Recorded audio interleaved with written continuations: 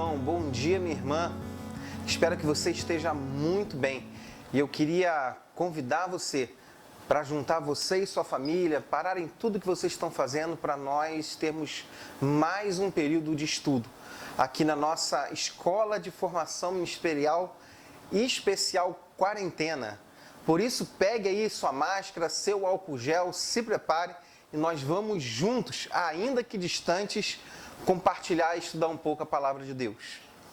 Nós paramos um pouco o currículo que nós temos na nossa escola, porque nós queremos que as aulas dos currículos sejam presenciais. É muito importante você estar junto na aula, fazer suas perguntas, tirar suas dúvidas, e no momento isso não está sendo possível. Por isso, as aulas do crescer e do frutificar, elas estão interrompidas pelo tempo que nós acharmos importante, ou que o governo liberar as reuniões públicas.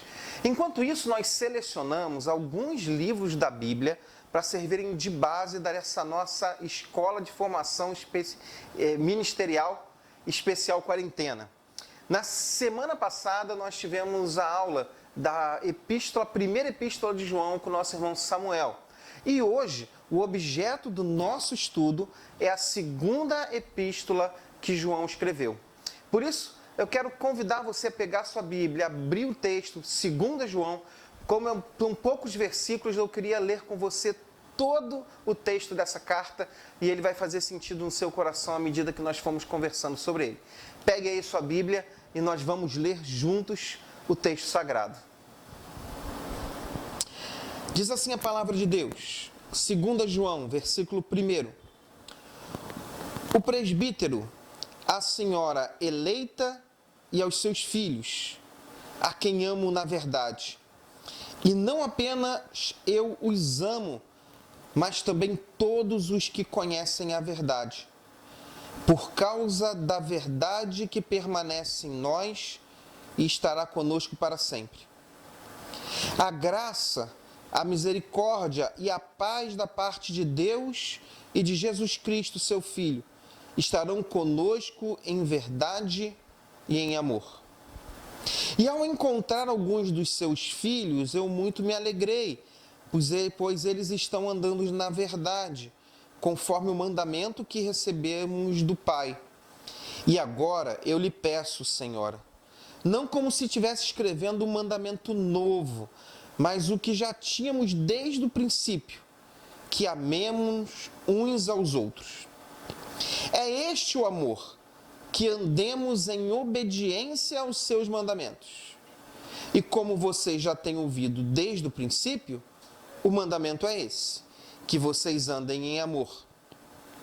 De fato, muitos enganadores têm saído pelo mundo, os quais não confessam que Jesus Cristo veio em corpo. Tal é o enganador e o anticristo. Tenham cuidado para que vocês não destruam o fruto do nosso trabalho. Antes, sejam recompensados plenamente. Todo aquele que não permanece no ensino de Cristo, mas vai além dele, não tem Deus. Quem permanece no ensino tem o Pai e tem também o Filho. Se alguém chegar a vocês e não trouxer esse ensino, não recebam em sua casa nem o saúdem, pois quem o saúda torna-se participante das suas obras malignas. Tenho muito que lhes escrever, mas não é meu propósito fazê-lo com papel e tinta. Em vez disso, eu espero visitá-los e falar com vocês face a face, para que a nossa alegria seja completa. Os filhos da sua irmã eleita lhe enviam saudações. Essa é a segunda epístola, segunda carta que João escreveu. Na semana passada estudamos um pouco sobre a primeira carta. Essa é a segunda. E quando a gente estuda um texto bíblico, ou principalmente um livro inteiro da Bíblia, não pequenos trechos, muito importante a gente pensar em alguns requisitos especiais para entendermos o contexto todo. Primeiro, é a gente entender a autoria. Segundo, em que ocasião, em que data aproximada esse texto foi escrito? Terceiro, quem foram os destinatários originais dessa carta e, principalmente, qual é o conteúdo dela? São esses tópicos que nós queríamos abordar nessa manhã. Primeiro, pensando na autoria. Nós, na semana passada, já vimos que o autor dessa carta é João. João é um autor sagrado e ele é um discípulo de Jesus. Ele escreve o Evangelho de João, ele escreve a primeira, segunda e terceira epístola de João e também é o autor do livro de Apocalipse. Na ocasião e a data de escrita de 2 João é muito próxima de 1 João. Data-se mais ou menos de 85 até 95 depois de Cristo. Esse é o período de escrita dessa carta. A tradição vai dizer que João está escrevendo da cidade de Éfeso. É de lá que ele escreve. E o destinatário da carta são exatamente as igrejas daquela região que, nesse momento, estão sendo assoladas, recebendo a visita de falsos mestres que vêm ensinar uma heresia ou vêm distorcer o ensinamento cristão. Interessante a gente analisar, já logo no princípio, a gente já tem um grande problema. Porque a epístola de João, a segunda, logo no versículo 1, ele com relação ao destinatário, nós já damos de cara com nossa primeira dificuldade. Primeiro, ele se identifica como o ancião ou o presbítero. E para nós isso não é uma dificuldade. Era assim também que eram conhecidos os apóstolos, os anciões, os primeiros, aqueles que orientavam, aqueles mais experientes. Mas logo no começo vem aparecendo a senhora eleita e aos seus filhos a quem eu amo de verdade. Ora, nós temos aí uma dificuldade. Afinal de contas, quem é essa senhora eleita e os seus filhos? Alguns comentaristas, alguns estudiosos da Bíblia vão dizer que se trata de uma mulher, de uma pessoa que o apóstolo João tem muita intimidade, muito apreço, muito carinho, muito amor, que uma igreja nasce na casa dela e ali João está direcionando uma carta para essa senhora. Alguns vão dizer que é uma pessoa, mas a maioria dos comentaristas hoje já concordam que, na verdade, não se trata de uma pessoa, mas sim uma representação da igreja. A senhora e os seus filhos, a igreja e os seus membros. É nessa perspectiva que nós vamos pensar nessa carta, de que João, de fato, está escrevendo essa pequena epístola, essa pequena carta, de somente 13 versículos para a igreja e para aqueles que fazem parte dela. Quando a gente pensa na estrutura, qual é o conteúdo da epístola de João, da segunda epístola de João? Bom, versículos 1 a 3 nós temos as saudações iniciais. Como uma boa carta, ele vem inicialmente se apresentando e dando uma saudação para quem essa carta está sendo enviada. Versículo 4. Nós somos desafiados a andar na verdade. Versículos 5 e 6, o apóstolo João está nos incitando a andar em amor. Versos 7 e 9, nessa estrutura de João, ele está apresentando um problema, que é a presença dos falsos mestres no meio da igreja. Versículo 10 e 11 é um alerta. É uma atenção especial que os crentes devem ter sobre a presença desses falsos mestres no meio da igreja. E João então conclui a sua carta, a sua epístola, nos versículos 12 e 13, dando sim aí uma saudação final e dizendo que a grande vontade real do coração dele não era escrever uma carta, mas estar presente e falar acerca das coisas que ele precisava falar presencialmente para aquela igreja. Nós vamos agora conversar um pouquinho sobre essa estrutura, tentar versículo por versículo, tentar descobrir aquilo que está incomodando o coração de João. Descobrindo o que incomoda o coração de João, nós vamos tentar tirar lições para a nossa vida hoje, tá bom? Queria que você viesse comigo. Primeiro, Versículo 4 diz assim: ao encontrar alguns dos seus filhos, eu muito me alegrei, pois eles estão andando na verdade, conforme o mandamento que recebemos do Pai.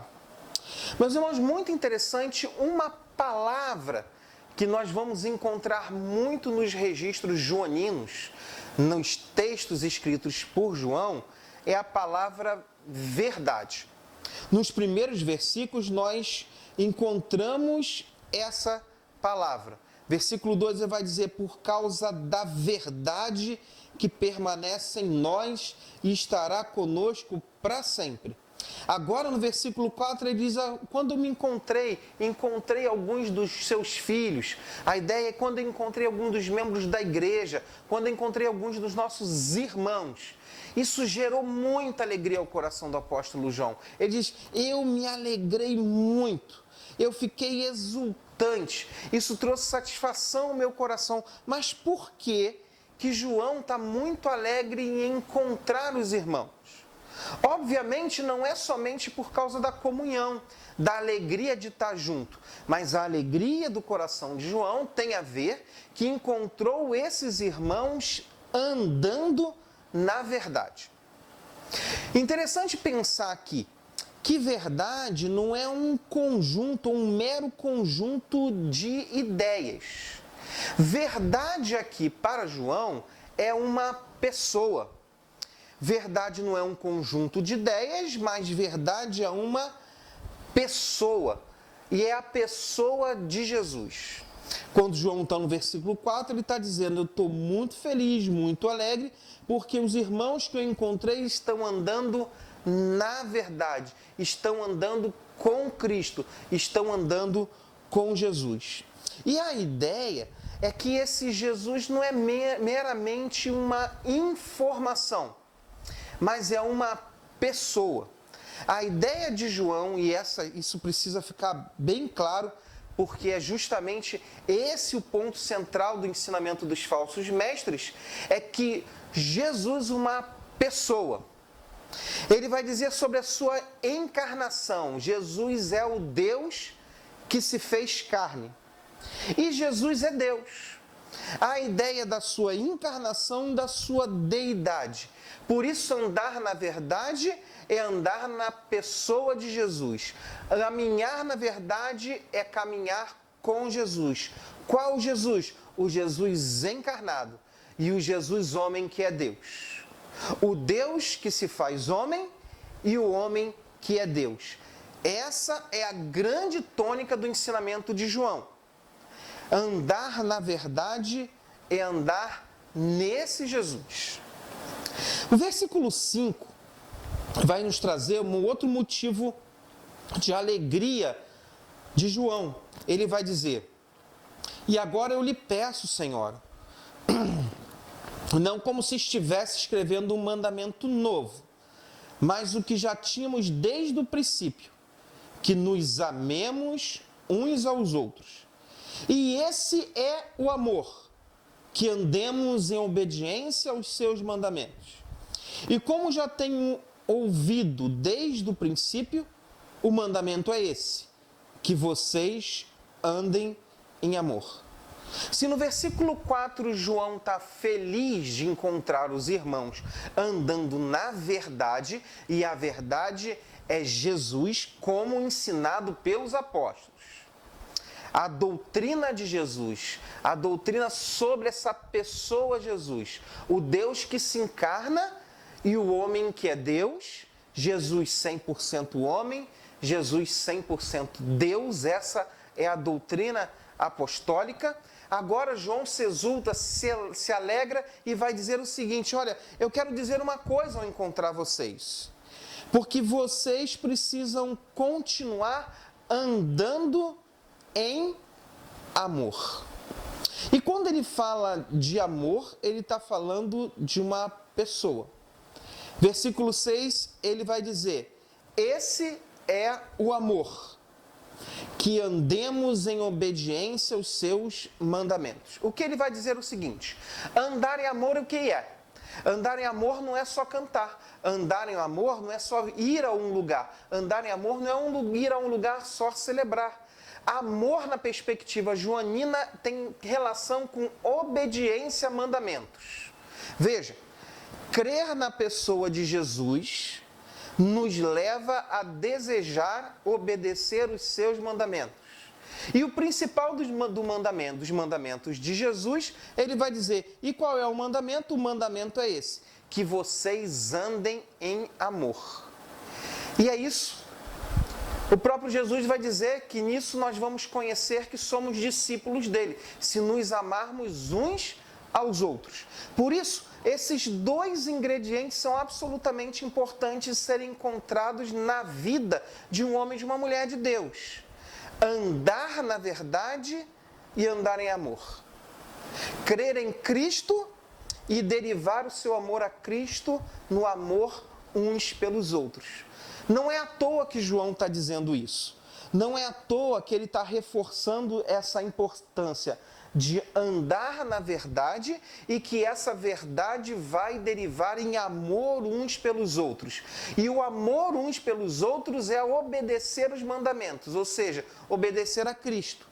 Por que João está falando isso, ressaltando e afirmando que é muito importante andar na verdade e amar? E no sentido de amar, de cuidar um dos outros. Cuidar um dos outros é ajudá-los a obedecer os mandamentos dados por Jesus. A razão por que João agora, escrevendo essa epístola, ele reforça a importância da verdade, de andar na verdade e amor, é por causa da chegada de falsos mestres. O versículo 7 vai nos apontar algo muito importante. Ele vai dizer, de fato, muitos enganadores têm saído pelo mundo, os quais não confessam que Jesus Cristo veio em corpo. Tal é o enganador e o anticristo. Tenham cuidado para que vocês não destruam o fruto do nosso trabalho. Antes, sejam recompensados plenamente. Versículo 9. Todo aquele que não permanece no ensino de Cristo, mas vai além dele, não tem Deus. Quem permanece no ensino tem o Pai e tem também o Filho. Veja, inicialmente João saúda a igreja. Em segundo lugar, ele exalta a importância, o que traz alegria, andar na verdade.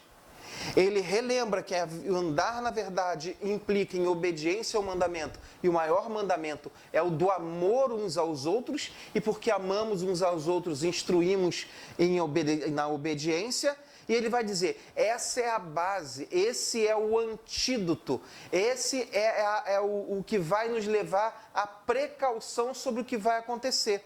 Ele vai dizer que falsos mestres estão andando por aí. Existe a presença de falsos mestres.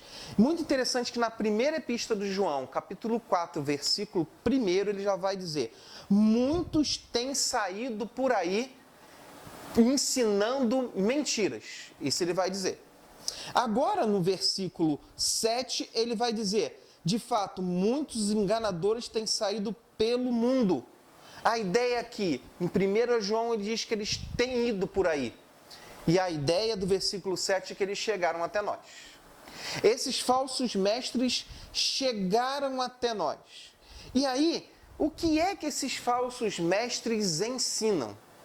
Eles chegam para causar confusão e divisão na igreja, eles vêm para negar a autoridade apostólica e, principalmente, o que eles vêm trazer uma nova ideia, a ideia de um ensinamento mais elevado do que o ensinamento dos apóstolos.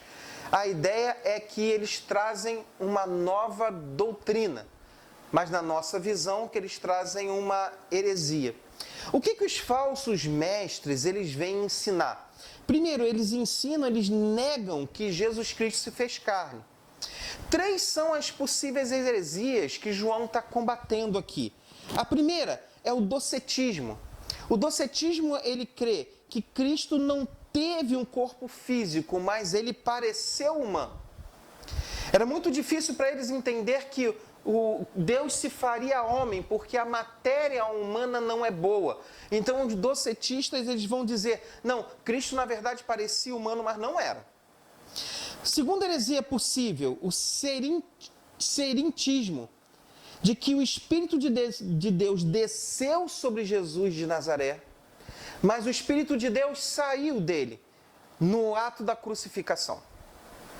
Então, o Espírito de Deus toma posse de Jesus em carne, mas quando é crucificado, ele o abandona, o deixa, e ali Deus então não se faz carne. Está na carne, mas não se faz carne. Terceira heresia que o João está combatendo, possivelmente, é o gnosticismo, que diz que Cristo é o mais sublime das criaturas, revela um conhecimento divino, mas nunca seria um Deus encarnado. Jesus não seria de forma alguma em carne e osso, em homem, a presença de Deus.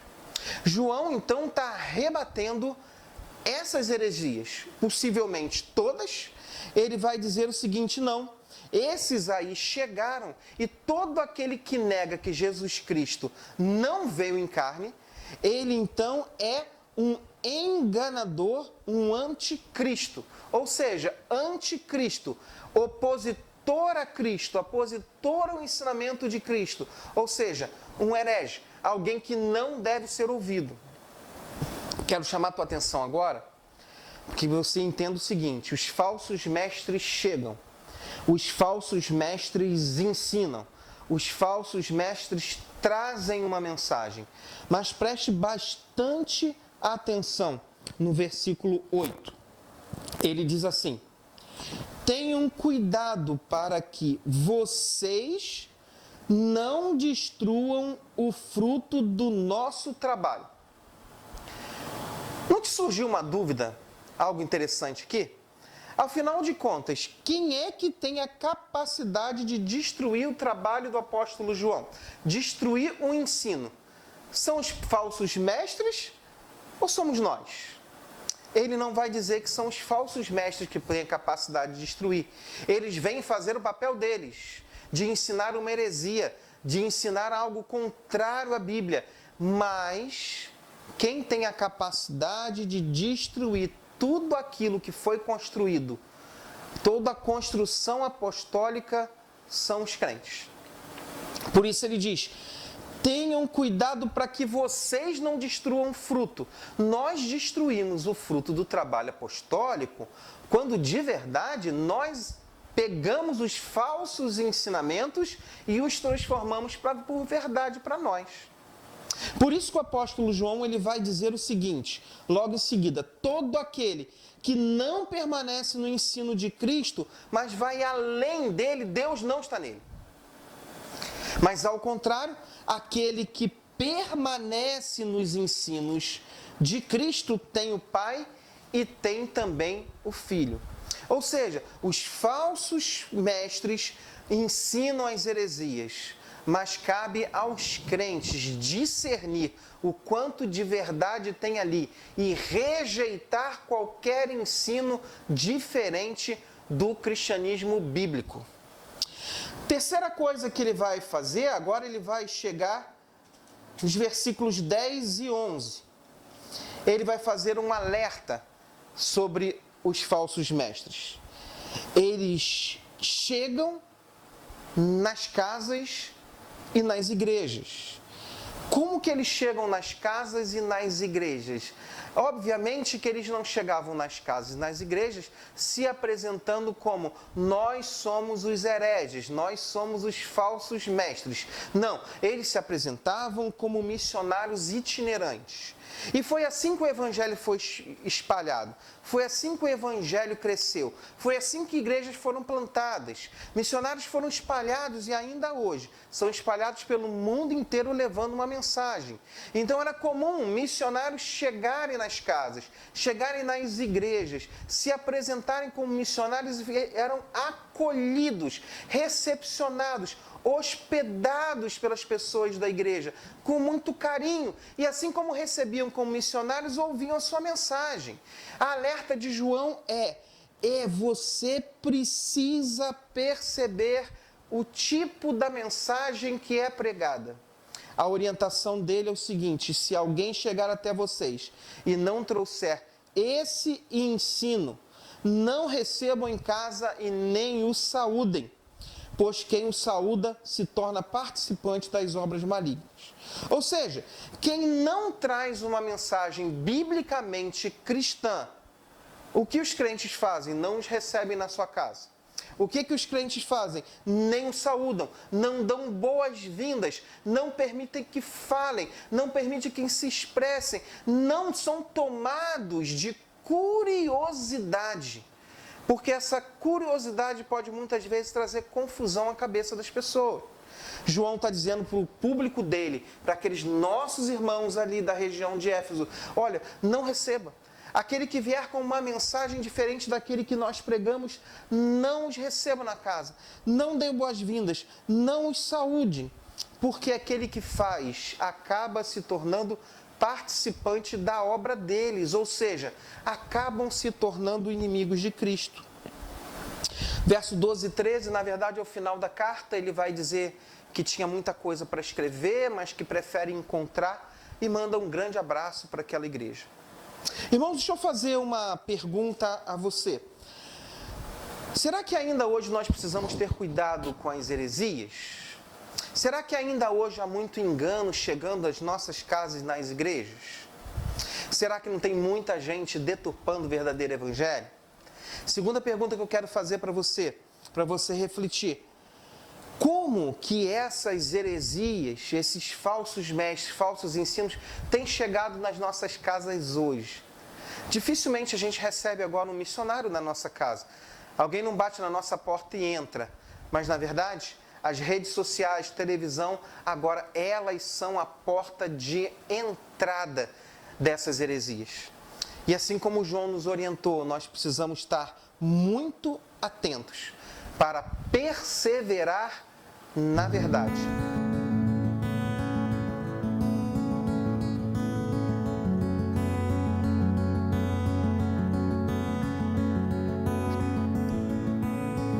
What fortune